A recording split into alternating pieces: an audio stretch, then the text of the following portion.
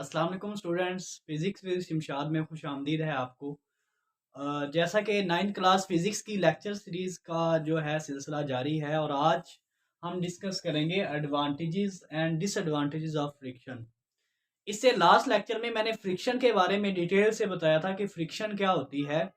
अगर आपने वो वीडियो नहीं देखी तो काइंडली पहले वो वीडियो देखें ताकि आपको फ्रिक्शन के बारे में आइडिया हो और फिर आप इसके एडवांटेजेस और डिसएडवांटेजेस को जान सकें। तो फ्रिक्शन मैंने बताया था कि ये फोर्स ही है, लेकिन ये फोर्स जो है अपोज करती है, किसी बॉडी की मोशन को अपोज करती है। यानी कि अगर कोई बॉडी मूव कर रही है तो नेचुरली उस सरफेस और के दरमियान और उस बॉडी के दरमियान फ्रिक्शन होगी जिस जिस पर वो मूव कर रही है, और वो उसकी मोशन को अपोज करेगी, यानी कि मूव करने से रोकेगी। तो आप फ्रिक्शन को यूं डिफाइन कर सकते हैं, the force which opposes the motion of an object is called friction. तो आज हम इसके एडवांटेजेस और डिसएडवांटेजेस के बारे में जानते हैं कि क्या इसके फायदे और नुकसानात भी हैं।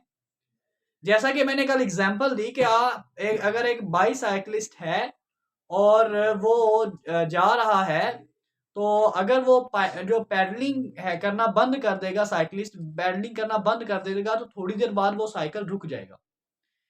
क्यों? क्योंकि रोड और टायर के दरमियान फ्रिक्शन मौजूद है। इसी तरह से अगर आप एक बॉल को जो है फेंकें ग्राउंड पे, तो थोड़ी देर बाद वो बॉल मूव करना स्टॉप हो जाती है। क्यों? क्योंकि उस ग्राउंड और बॉल के दरमियान फ्रिक्शन मौजूद है।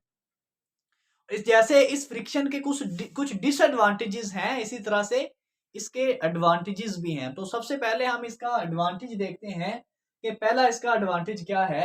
We can not write if there would be no friction between paper and pencil.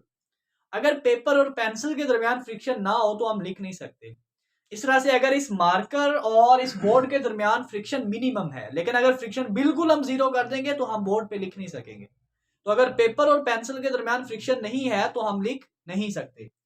Similarly इसका दूसरा जो है एडवांटेज है, friction enables us to walk on the ground. जो फ्रिक्शन है हमें जमीन पर चलने के काबिल बनाती है।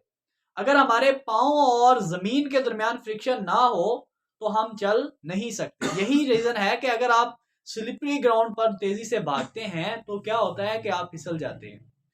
और इसी तरह से जो एथलीट्स वगैरह होते हैं या जो क्रिकेट स्पोर्ट्समैन होते हैं, उनके जो जॉगर्स हैं वो अच्छे से बनाए जाते हैं, मतलब डिफरेंट टाइप्स के बनाए जाते हैं, और उनके दरमियान जो फ्रिक्शन की फोर्स है वो ज्यादा प्रोड्यूस होती है और वो उनके जो पाँव हैं उनको मजबूती से जमीन पर जमने के काबिल बनाती है।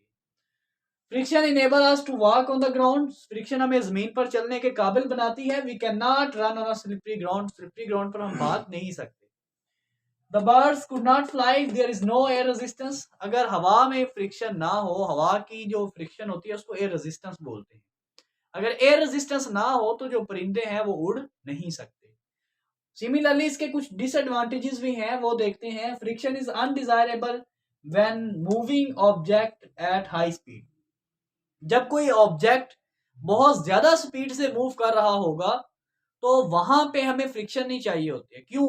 क्योंकि फ्रिक्शन उस बॉडी की स्पीड को लिमिटाइज कर देगी, तो हमें वहां पे फ्रिक्शन नहीं चाहिए। तो इसीलिए क्या किया जाता है कि जैसा कि जो ट्रेन्स होती हैं या शिप्स होते हैं या गाड़ियां होती हैं, उनकी जो शेप है वो स्ट्रीमलाइन बनाई जाती है, परिंदों की शक्ल की बनाई जाती है, ताकि जो एयर रेजिस्टेंस है वो मिनिमम हो।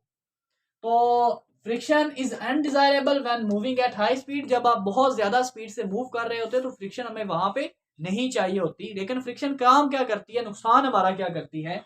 Because it opposes the motion of object, क्योंकि ये किसी भी ऑब्जेक्ट की मोशन को अपोज करती है। तो ये फर्स्ट इसका डिसएडवांटेज है। इसके बाद है most of our useful energy is lost as sound and heat due to friction between moving parts of the machine. जब कोई भी मशीन चलती है तो उसके जो पार्ट्स होते हैं, जब वो मूव करते हैं तो उनके दरमियान फ्रिक्शन की वजह से साउंड प्रोड्यूस होती है और हीट प्रोड्यूस होती है।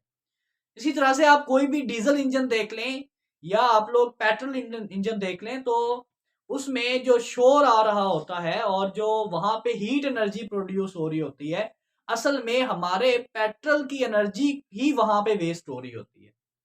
तो वहां पे जो साउंड एनर्जी प्रोड्यूस हो रही है, हीट एनर्जी प्रोड्यूस हो रही है, वो वेस्ट ऑफ एनर्जी है, हमें वो एनर्जी नहीं चाहिए होती।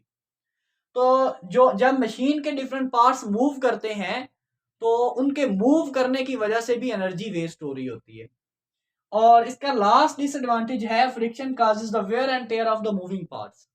जो पार्ट्स मुसलसल मूव कर रहे होते हैं, तो जो फ्रिक्शन की वजह से वो पार्ट्स जो है वेयर एंड टेयर का शिकार हो जाते हैं, मतलब घस जाते हैं जल्दी। तो जो पार्ट्स हमेशा मूव कर रहे होते हैं, हम कोशिश करते हैं कि उन पे लुब्रिकेटिंग कर दें, मतलब उन पे ऑयल यूज कर लें या ग्रीस वगैरह का यूज कर लें, ताकि वहां पर फ्रिक्शन मिनिमम हो और जो मूविंग पार्ट्स है उनकी वेयर और टेयर से बचा जा सके।